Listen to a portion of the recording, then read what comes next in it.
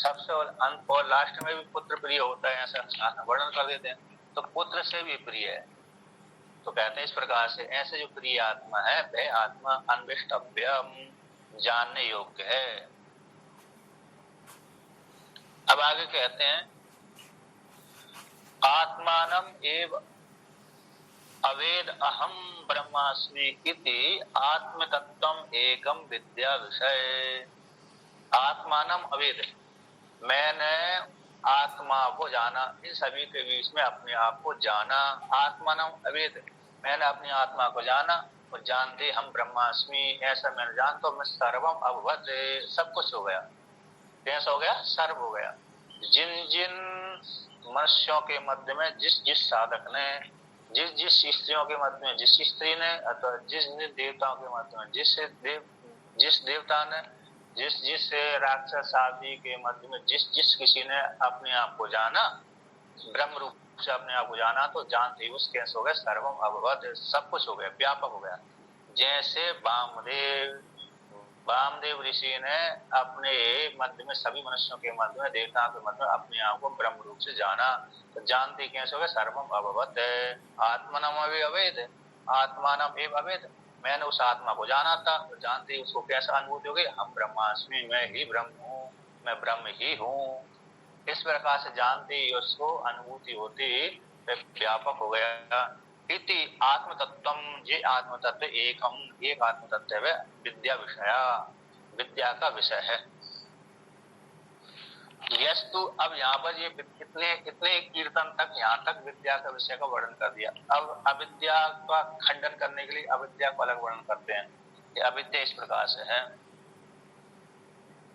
कहते यस्तु भेद दृष्टि विषय सो अन्यो असौ अन्यो हम अस्मीति नासा वेद इति अविद्या विषय। किंतु जो व्यक्ति भेद दृष्टि विषय, भेद दृष्टि का विषय जो है,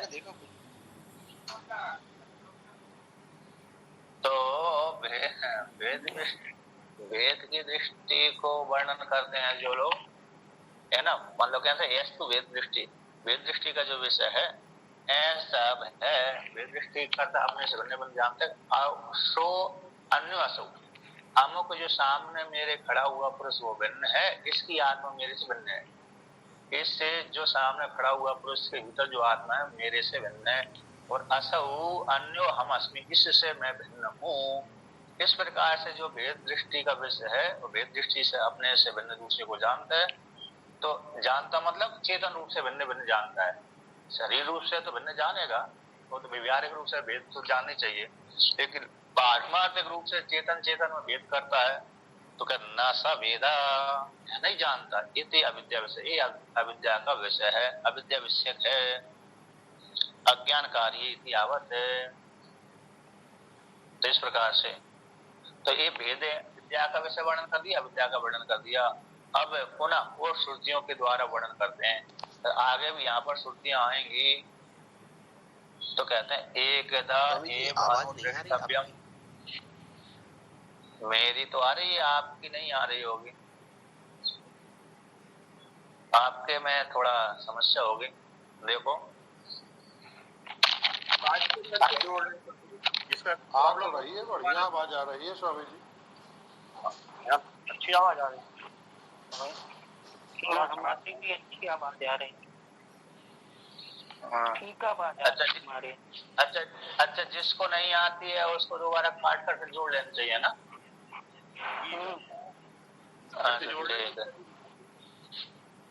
अच्छा, तो देखिए अब ऐसे है, कभी कभी स्वामी जी अपडेट मांगता है, अगर अपडेट ना करो तो फिर ये समस्या आने लगी महाराज।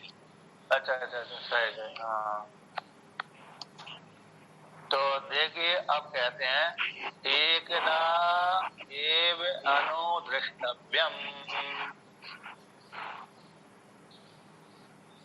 है ना।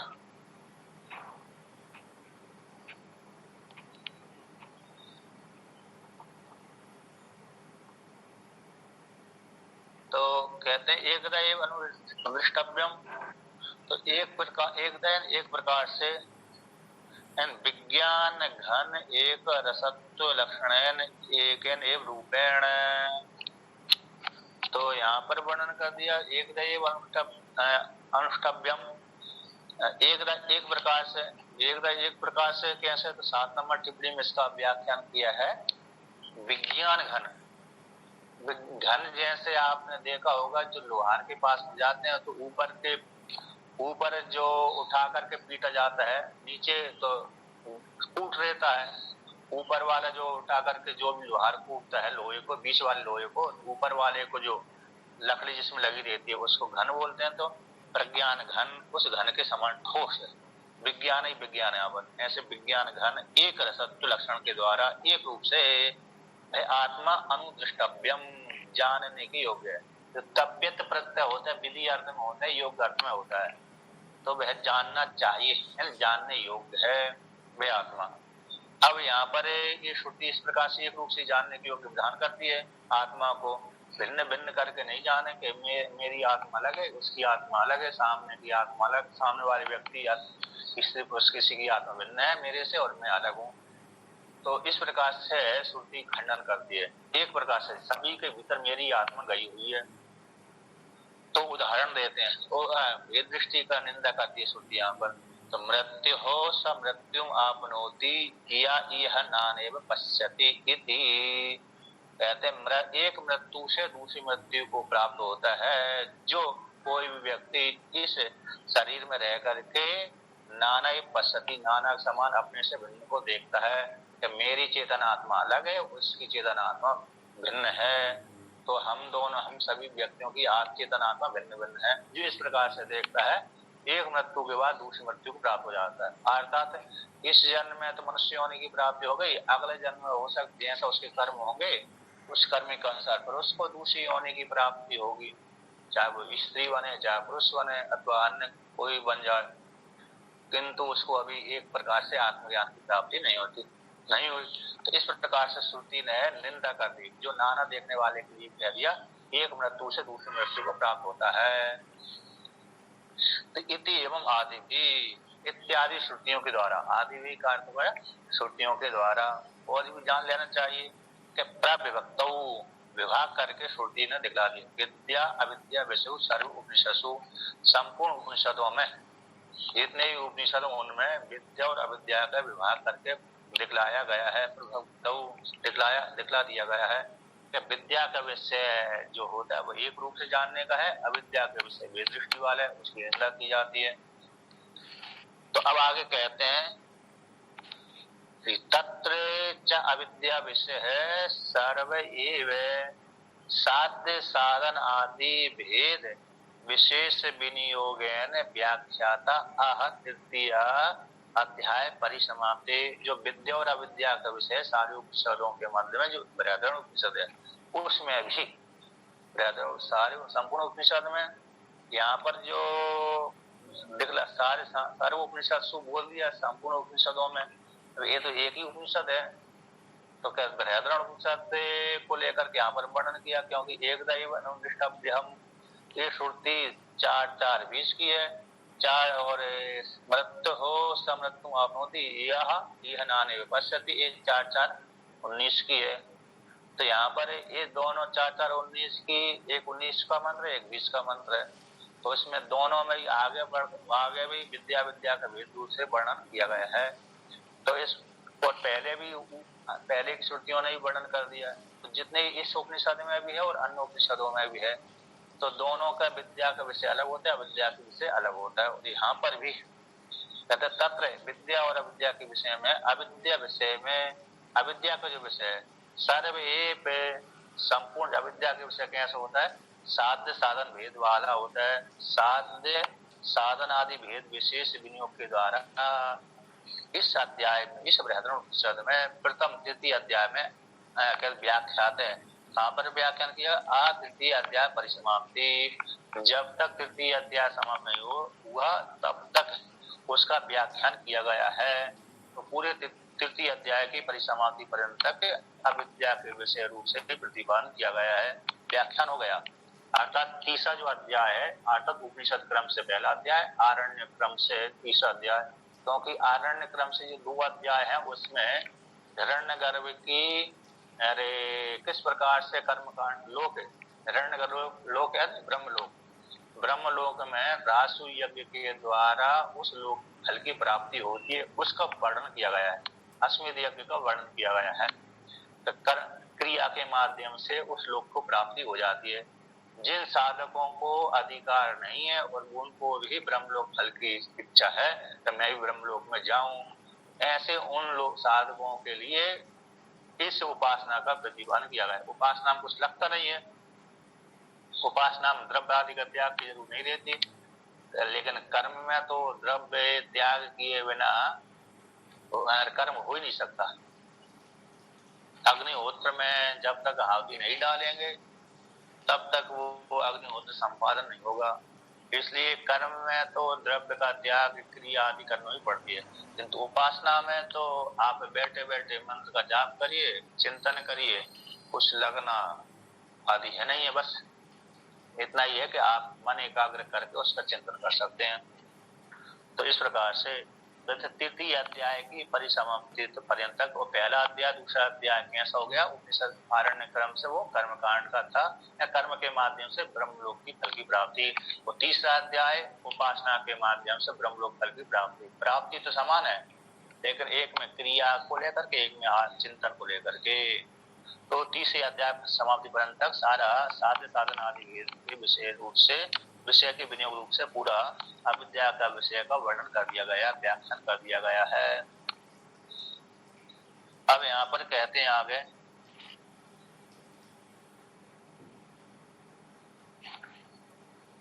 यहाँ पर टीकाकार कहते हैं आदि पद से साध्य साधन के जो अवान्तर भेद है, साध्य साधन के अवान्तर भेद कौन से होते हैं? ऐसे याग प्रकृति याग होते हैं, प्रकृति याग के विकृति याग भी होते हैं, और पर छोटी छोटी इष्टियां, बड़े बड़े अन्य उपासनाएं, कितने कर्मकांड आदि होते हैं, उपासना भी होती है इत्यादि को खूब सभी आदि पद के द्वारा जान लेना चाहिए।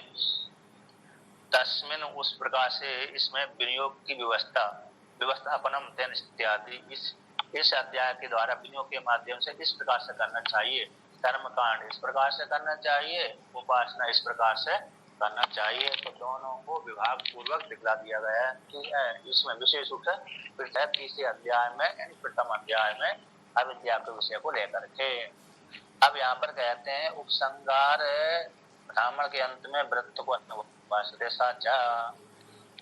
अब यहाँ पर जब उपसंगार में वहां पर तृतीय अध्याय का जब पूरा होने जा रहा था वहीं पर साचा व्याख्या तो अविद्या विषय सर्व एवं द्वि प्रकारा, जो अविद्या का विषय का व्याख्यान किया गया है तृतीय अध्याय में उपसंगार में, तो वह जो विषय है वह सर्व एवं द्वि प्रकार, 2 प्रकार का है। हम वहां पर उपसंगार करते समय जो अविद्या का विषय था 2 प्रकार का था। तो कौन सो?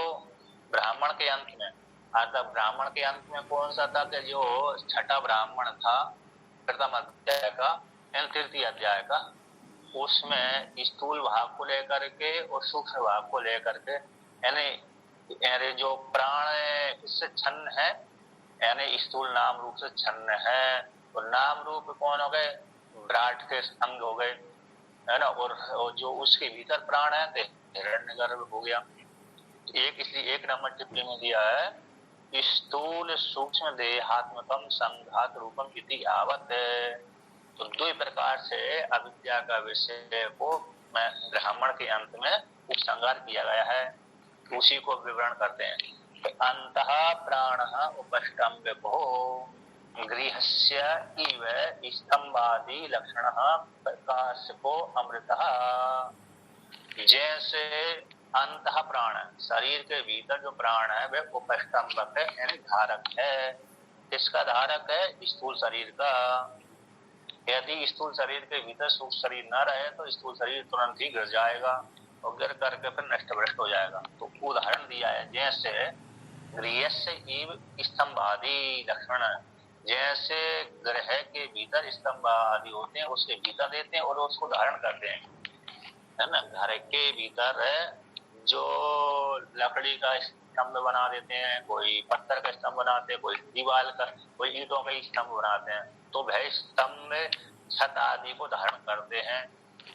तो छत आदि को यदि स्तंभ ना हो तो छत आदि कैसे हो, गिर जाए, जो छत है ना, तो वो गिर जाएगा। इसलिए जैसे वो स्तंभ कैसे होते हैं, घर के भीतर होते हैं, बाहर दीवार से ढके रहते हैं, अंदर रहते हैं, स्तंभ आदि लक्षण। तो उसी प्रकार से यहाँ पर जो बाहर आवरण कौन होगा, जैसे घर का अंदर का जो क्षेत्रफल अथवा सामग्री को धारण करने वाला, तो बाहर की दीवार आवरण हो गई और भीतर उसको खंभे आदि उसको धारण किए रहते हैं।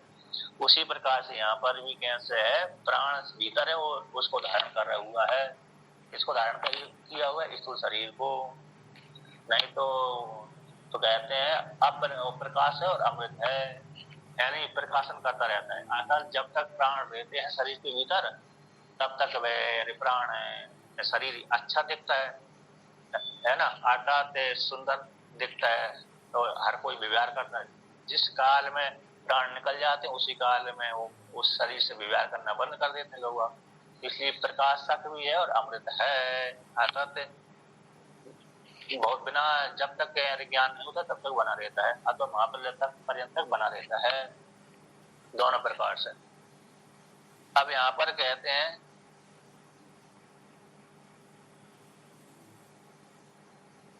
जैसे टीका में वर्णन किया है, तस्य बाह्यकरण द्वारा प्रकाशकत्वम अमृतत्वम च व्युत्पादितम। कहते उस किसका 12 नंबर टिप्पणी में दिया है, प्राण का लिंग देह का बाह्यकरण के द्वारा, किसके द्वारा, बाह्यकरण के द्वारा स्थूल विषयों में प्रकाशकत्वम, स्थूल जितने भी विषय हैं उनको प्रकाशक है, अतः प्रकाशन करने वाला है।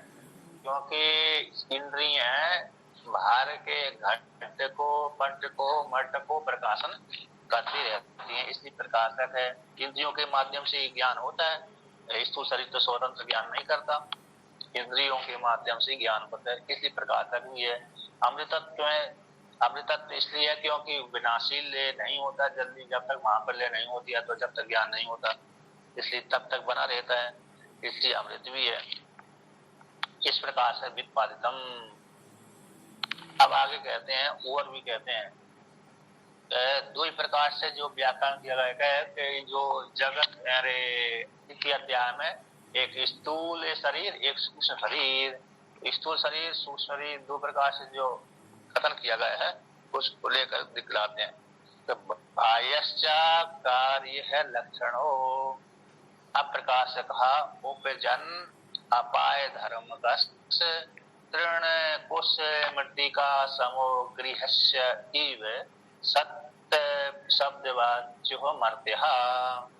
कहते हैं बाह्यश्चा, जो दो प्रकार के शरीर होते हैं, यद्यपि शरीर तो तीन है, अरे कौन से, स्थूल शरीर, सूक्ष्म शरीर, कारण शरीर, लेकिन कारण शरीर तो अविद्या है, वो ज्ञान के द्वारा नष्ट होता है। किंतु ये दो प्रधान है जिनको कहते हैं स्थूल शरीर और सूक्ष्म शरीर। तो इनके माध्यम से फिर जीवात्मा क्या करता है, व्यवहार आदि करता है और सुख दुख का अनुभूति करता है जीवात्मा। तो कहते हैं जो बाह्य जो स्थूल शरीर है कार्य लक्षण है, वह कैसे अप्रकाशक है, यानी प्रकाशक नहीं है, क्योंकि स्थूल शरीर से कोई प्रकाश नहीं निकलता, जानकारी नहीं होती। जैसे घट स्थूल शरीर वाला है, उससे कोई जानकारी नहीं होती, व्यवहार तो होता है उसी के माध्यम। आत्मज्ञानी को ये सुख दुख अज्ञानी से किस तरह भिन्न महसूस होते हैं? वो अंतःकरण के धर्म मानते हैं आत्मज्ञानी, जितना प्रज्ञान और अज्ञानी अपने धर्म मानता है, चेतन में आरोप करता है। एक तो चेतन में आरोप करता है अज्ञानी कि मेरे में ही हो रहे हैं सुख दुख। अब दूसरा ज्ञानी कहता है नहीं, मुझे आत्मा में नहीं हो रहे, अंतःकरण में हो रहे हैं, और दोनों को ही सुख, दोनों ही अरे तड़पते हैं, दोनों ही हंसते हैं, दोनों ही रोते हैं, है क्या नहीं? रोना तड़पना दोनों को सम है, लेकिन दृष्टि में अकेला इतना भेद है कि ज्ञानी उस रोने तड़पने को इंद्रियों में आरोप करता है और अज्ञानी अपनी शुद्ध चेतन में आरोप करता है। जैसे जनक जी को विदेहराज बोलते हैं, और रोज तो वो भी है सीता के वियोग में, है ना। सीता जी का जब वो गई पति के पास में तो रो लाए जानकी मिटी महाअंबर जात ज्ञान की, जो पढ़ते हैं। और क्या, तो रोना तो दोनों का, अब रोना उनका नाटक हो सकता है, ये बात कह सकते हो आप, क्यों ज्ञानी थे, है कि नहीं। वहां पर रोना मोना मतलब वो रोना दिखाना हुआ था, वहां पर जनक जी का रोना दिखाना था, रोना नहीं था, क्योंकि वो अपने मानते नहीं थे। मिथिलायाम प्रदीप्तायाम नामे दह्यति किंचना यस्य में नास्ति सर्वत्र यस्य में नास्ति किंचना। इस प्रकार से तो यही है समानता है। ये पंचदशी का एक श्लोक बहुत अच्छा है। पंचदशी में कहता है चाहे ज्ञानी रोते रोते शरीर छोड़े, चाहे ज्ञानी खाते पीते शरीर छोड़े, चाहे ज्ञानी तड़पते हुए शरीर छोड़े, चाहे बैठे हुए, चाहे किसी प्रकार छोड़े, तो मुक्त ही कहलाता है। ये बहुत ही अच्छा एक श्लोक है, स्वामी जी बोलते रहते थे। कंठस्थी मैंने किया था, भूल भाल गया। पंचदशी का ही है, लुंठतम लुंठन लुठन और बैठे आदि को है। चौथे अध्याय याद कर लेंगे, पढ़ाएंगे आप। चौथे अध्याय का है, चौथे अध्याय में जाकर देख सकते हैं आप, देख लेंगे। तो कहते हैं अरे भाई जो कार्य लक्षण है, कार्य बाह्य शरीर है, कार्य लक्षण वाला है, यानी पंचभूतों का विकार है ना, विकार अप्रकाशक है। कैसे प्रकाशक नहीं है, जैसे घट प्रकाशक नहीं है, घट तो दूसरे के द्वारा प्रकाश होता है ना, सूर्य के द्वारा प्रकाश से दूसरे को प्रकाशन नहीं करता, तो अप्रकाशक है। उपजन, और उपजन यानी उत्पन्न होने वाला, तो वृद्धि होने वाला, अपाय यानी शिथिल होने वाला, घटने वाला। ऐसे बालक वृद्धि को प्राप्त होता है, जवानी तक बढ़ता है व्यक्ति, जवानी के बाद पर बुढ़ापे में आकर कृष होने लगता है, तो अपाय धर्म वाला है। तो उपजन अपाय धर्मक है। और तृण कुश मृतिका के समान है, जैसे तृण कुश मृतिका समूह गृहस्य, जैसे ग्रह है, ग्रह कैसे तृण के द्वारा वृद्धि को प्राप्त है, तृण कुश मृतिका आदि के द्वारा बढ़ता भी है, और फिर जब कभी कभी बूढ़ा हो जा, घर ज्यादा दिनों को हो जाता है, तो निकलने भी लगता है, क्षरण भी होता रहता है कि नहीं। घर की जब देखभाल करना बंद कर देते हैं, तब देखभाल करते हैं, तब भी कृष होने लगता है। देखभाल भी करते हैं, उसमें घर में रहते भी हैं, उसकी अरे बीच में 2-3 साल बाद वो मिट्टी का घर है, तो धीरे धीरे से मिट्टी निकलती रहती है, तो कृषि भी होने लगता है, फिर बाद में लिपाई पुताई करना पड़ती है। अथवा ईट सीमेंट वाला भी वो घर है, 2-5 साल के बाद फिर उसकी निकलने लगती है। तो उसी प्रकार से जैसे वो वृद्धि को प्राप्त होता है और ह्रास को प्राप्त होता है, ये दृष्टांत हो। उसी के समान जवानी तक व्यक्ति का शरीर पुष्ट होता है, जवानी के बाद फिर व्यक्ति का शरीर कृष होता है। तो कैसे सत्यवाद से प्रत्यक्ष दिख रहा है, जैसे घर प्रत्यक्ष दिखता है ना, उसी प्रकार से शरीर प्रत्यक्ष है। और कैसे मर्त है, बाद में जैसे घर नष्ट हो जाता है, मर जाता है, गिर जाता है भूकंप आदि के माध्यम से, उसी प्रकार से प्राण निकलते ही भी मर जाता है, तो मर्त संज्ञा है इसकी। यहाँ पर है, अरे कहाँ पर दिया है, जैसे उदाहरण दिया ग्रह का टीका में, तृणादि बहिरंगम, तृणादि बहिरंग है, उसी प्रकार से सूक्ष्म शरीर का, सूक्ष्म शरीर सूक्ष्म देह का स्थूल देह भी उसी प्रकार से बहिरंग है। तृणादि बिना ग्रह का जैसे विव्यार अयोग्य तो है, जैसे तृणादि के बिना घर का विव्यार अयोग्य है, उसी प्रकार से प्राण के बिना, स्थूल देह के बिना तद्वत उसी प्रकार से स्थूल देह के बिना भी न तद्युगतम, अतः सूक्ष्म शरीर का भी स्थूल बिना के, स्थूल शरीर के बिना विव्यार नहीं हो सकता।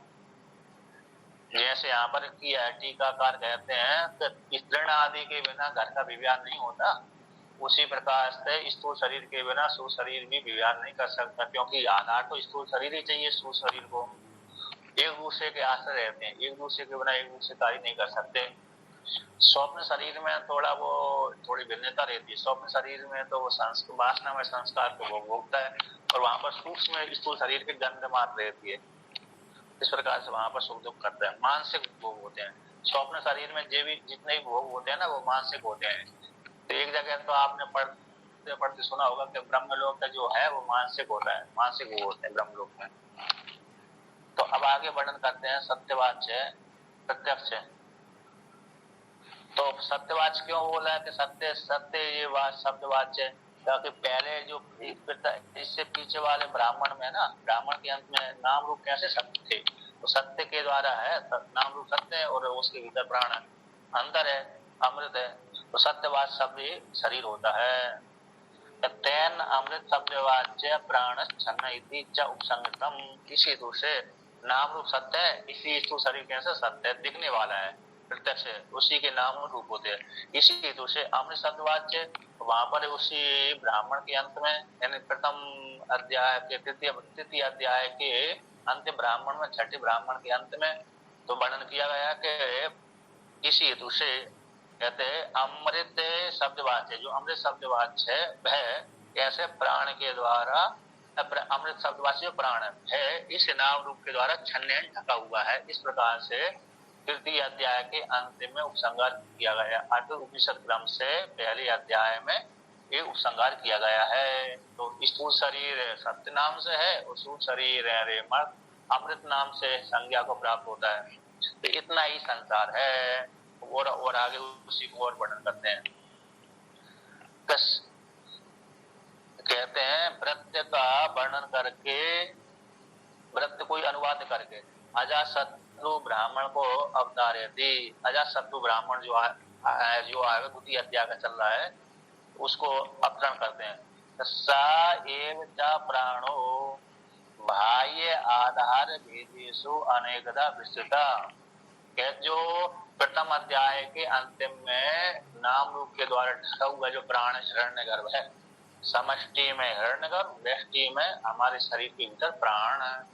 भाई प्राण है कैसा है, बाह्य आधार भेदों में, यानी हिरण्यगर्भ की एक एक विभूतियां, हिरण्यगर्भ की एक एक विभूतियां कौन है, सूर्य है, चंद्रमा है, वरुण है, इंद्र आदि देवता है, अश्विनी कुमार है, आदत जो एक एक इंद्रिय हैं, एक एक विभूतियां उपाधियां हैं।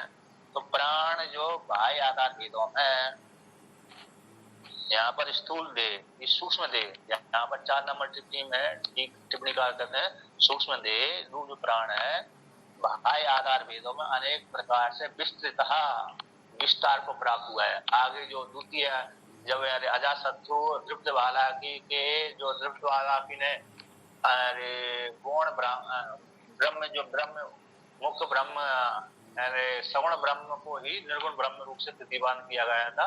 तो वहां पर वो प्राण ही था, मतलब प्राण की उपाधि विशेष है, अथवा निर्गुण परमात्मा की उपाधि विशेष है। तो सूर्य चंद्रमा आदि को इस प्रकार से वहां पर खंडन अजाशत्रु ने खंडन किया था। कहते प्राण जो बाह्य आधार भेदों में अनेक प्रकार से विस्तार को प्राप्त हुआ है, विस्तृत है। तो प्राण एको देव उच्यते, और कहा भी गया है कि प्राण एक देव प्राणी है। वहां पर है ना तृतीय अध्याय में वर्णन किया गया कि प्राण एक देव कौन है, वो प्राणी है। इस प्रकार से तृतीय अध्याय में कह दिया गया है। यहाँ पर टीकाकार ने कही आदित्य चंद्रादयो बाह्य आधार वेदा अनेक धात्वम, अनेक प्रकार से विस्तार को प्राप्त हुआ है। अतिष्ठा मूर्धा इत्यादि बक्ष्मण गुण बस से जान लेना चाहिए। वो प्राण के है ना अजाशत्रु कहता मैं तो इस रूप से मानता हूँ, मैं तो इस रूप से मानता हूँ। अजाशत्रु ने दृप्तवाला की के वाक्यों को जो सगुण ब्रह्म का वर्णन करता था उसको खंडन करके कहते नहीं मैं तो इस रूप से इसको जानता हूँ, तुम जिस रूप से जानते हो उस रूप से मैं नहीं जानता, मैं इस रूप से जानता हूँ। इसकी उपासना करने वाले व्यक्ति को इस स्तर की प्राप्ति होती है। इस प्रकार से वो प्राण की एक एक विभूति है। हिरण्यगर्भ जो प्राण है उसी के सूर्य चंद्रमा आदि एक एक कैसे हो गए विभूति हैं। अब उसी को कहते हैं तस्य एव बाह्य पिंड एक साधारणो विराट वैश्वानरः आत्मा पुरुष विदः प्रजापति को हिरण्यगर्भः इत्यादिभिः पिंड प्रदान शब्देर आख्यायते सूर्यादि प्रभृतकरणः। तो कहते हैं प्राण का नानात्वम और एकत्वम जो उक्त कहा गया वहीं पर एकत्व को विवरण करते हैं कि तस्य उस प्राण का, प्राण के नानात्व भी वर्णन किया गया, एकत्व भी वर्णन किया गया। एकत्व कौन है? प्राण एक एव देवा, ये एकत्व कह दिया। और पहले में प्राणो बाह्य आधार भेदेषु अनेकदा विस्तृता, इस पंक्ति के माध्यम से प्राण उपाधि को लेकर के अनेक प्रकार के सूर्य चंद्रमा आदि में गया हुआ। सूर्य चंद्रमा आदि रूप, सूर्य चंद्रमा द्विलोक आदि से प्राणी है, हिरण्यगर्भ की एक एक विभूतियां हैं, अनेक प्रकार हो गया। और इस व्यष्टि में हो गया, समष्टि में कौन हो गया? प्राण एक देव की उच्चते, समष्टि में एक प्राणी है। तो इस प्रकार से तो जो दोनों प्रकार से प्राणों की विभूति या समष्टि व्यष्टि से वर्णन किया गया, उसमें से तत्व उसी प्राण का ही एवं बाह्य जो पिंड एक है, साधारण है। तो प्राण का जो बाह्य भेद कौन हो गया? एक पिंड साधारण। वो साधारण कौन हो गया? विराट है, अनात्म रूप है। यहाँ पर एक नंबर टिप्पणी दिया, अनात्म देह है, पिंड है। और एक पिंड साधारण समष्टि रूप यानी विराट है। समष्टि में विराट, जैसे हमारा शरीर विश्व है, विष्णु शरीर की संज्ञा हमारी कैसी होगी? विश्व संज्ञा। भाई हमारी संज्ञा समष्टि में कौन सी हो जाएगी? विराट संज्ञा हो जाएगी। विराट जो व्यापक है, जो अरे छांदोग्य उपनिषद में विराट की उपासना वर्णन की है। जब पृथ्वी उसका पैर है, पृथ्वी उसका पैर है, द्युलोक उसकी मूर्धा है, आकाश उसका पेट है, सूर्य चंद्रमा उसके नेत्र हैं, और वायु उसके प्राण है, और समुद्र उसकी बस्ती स्थान है। अन्य अन्य और जान लेना चाहिए, है ना। और बादल आदि उसके जो हो गए, केस हो गए इत्यादि, ऐसी कल्पना करना चाहिए। और मुख उसकी अग्नि देवता है। तो जैसे वो विराट है, जो है विराट का ही एक पूरा समष्टि विराट हो गया। तो एक पिंड विशेष है। तो भाई जो पिंड है उस हिरण्यगर्भ का साधारण पिंड एक है, उस पिंड का नाम है विराट है ना। समष्टि रूप कौन है? उसका नाम विराट है। भाई शरीर वैश्वानर, दूसरा नाम उसको वैश्वानर भी है। आत्मा भी उसको कहते हैं। पुरुष वेद, पुरुष के आकार वाला पुरुष भी उसकी संज्ञा है। प्रजापति उसका नाम है। वो यानी कहा सुख को देने वाले ब्रह्मा भी उसका नाम है ना। को का कम ब्रह्म खम ब्रह्म श्रुति आती है। क्या आती है? कम ब्रह्म खम ब्रह्म। तो कम ब्रह्म यानी कम है सुखम, तो कम का अर्थ होता है सुगम। सुगम यानी का यानी प्रजापति यानी ब्रह्मा जी। तो हिरण्यगर्भ है, और भी कहते हैं हिरण्यगर्भ इत्यादि भी पिंड प्रदान है। इत्यादि इत्यादि भी बोल दिया, भी यानी बहुवचन। तो पिंड प्रदानों के द्वारा, शब्दों के द्वारा भाई आख्यायते कौन? हिरण्यगर्भ ही, जो सूर्य शरीर का बाह्य शरीर इस नाम से जाना जाता है। और भाई सूर्य आदि प्रवृत्त करना, उसके जो सूर्य आदि बाह्य प्रवृत्त करण है। सूर्य आदि कैसे? सूर्य आदि के माध्यम से देखता है वो। सूर्य आदि जो कर्म कैसे अलग अलग कैसे हो गए, उसके करण हो गए, फिर संगठित निकल के एक शरीर में अवस्थित हो जाते हैं। हिरण्यगर्भ की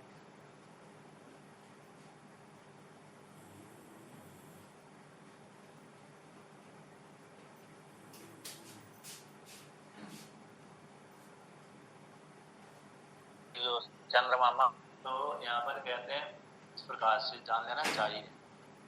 यानी प्राणस्य स्वभाव, तो यहाँ पर टीकाकार कहते हैं स्वभाव भूतो अनात्म लक्षण पिंड।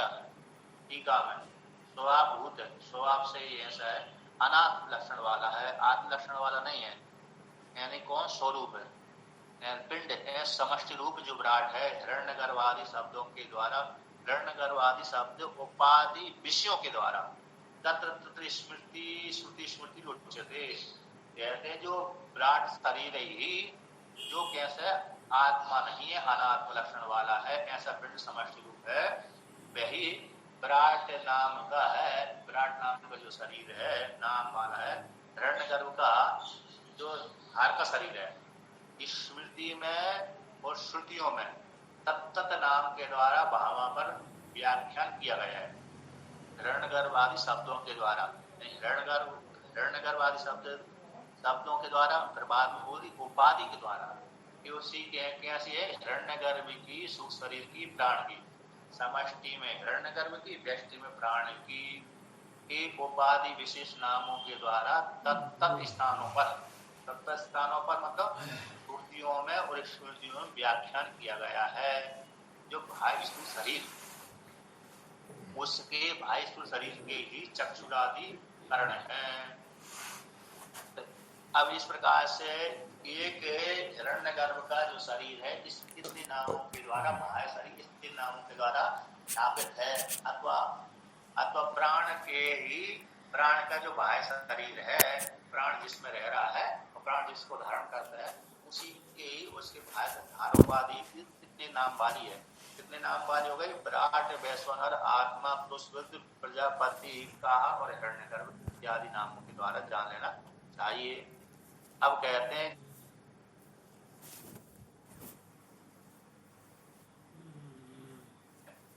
एकम च अनेकम च ब्रह्म एतवदेव न अतः परम अस्ति प्रत्येकम च शरीर विदिषु परिसमाप्तः चेतनावत् कर्तृ भोक्तृ च इति अविद्या विषयम् एव आत्मत्वेन उपगतो गार्ग्यो ब्राह्मणो भक्त उपस्थाप्यते।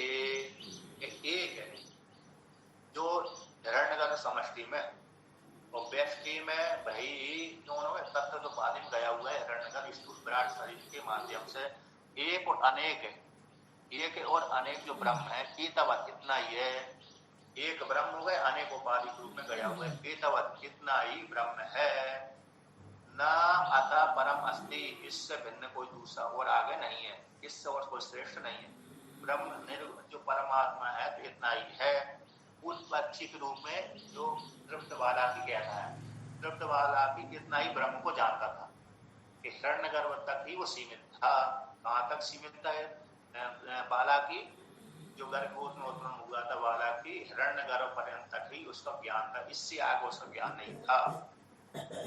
वो कहता है एक अनेक रूपों, एक अरे समष्टि में एक हो गए प्राण और व्यष्टि में वही प्राण, अरे विराट, वैश्वानर, पुरुष, प्रजापति इत्यादि नाम द्वारा स्थापित है, वो अनेक उपाधि में गया हुआ भाई, उसी को ही दोनों को एक करके जानता था ब्रह्म है, इतना ही ब्रह्म है। गीतावत न अतः इससे अतिशय परम अस्ति नहीं है, प्रत्येक शरीर वेदेशु, प्रत्येक शरीर वेदी में इसी प्रकार से परिसमाप्ते, तो परिसमाप्त है, एक गया हुआ है। चेतनावत, चेतन वाला, जो सूक्ष्म शरीर कैसा है, चेतन के समान दिखता है, कर्ता भोक्ता कैसा है, कर्ता और भोक्ता है, क्योंकि बिना प्राण के कोई व्यक्ति खा नहीं सकता है, पी नहीं सकता है, तो वो चेतन के समान है। चेतनावत, चेतन के समान। 8 नंबर टिप्पणी किया दिया, चेतन रूपम, चेतन रूप के जैसा दिखता है। शरीर जैसे जैसे चेतन चेतन होता है, ऐसा उसी प्रकार से स्थूल शरीर भी चेतन के जैसा दिखता है। चेतन नहीं है बल्कि चेतन के जैसा दिखता है। अब चेतन के धर्मों को आरोप कर दिया तो चेतन बन गया। क्यों चेतन के धर्मों को आरोप कर दिया? क्योंकि सुख शरीर के जो सुख शरीर चेतन परमात्मा की अत्यंत नैतिक है, तो नैतिक वाला व्यक्ति दूसरे के गुणों को धारण कर लेता है।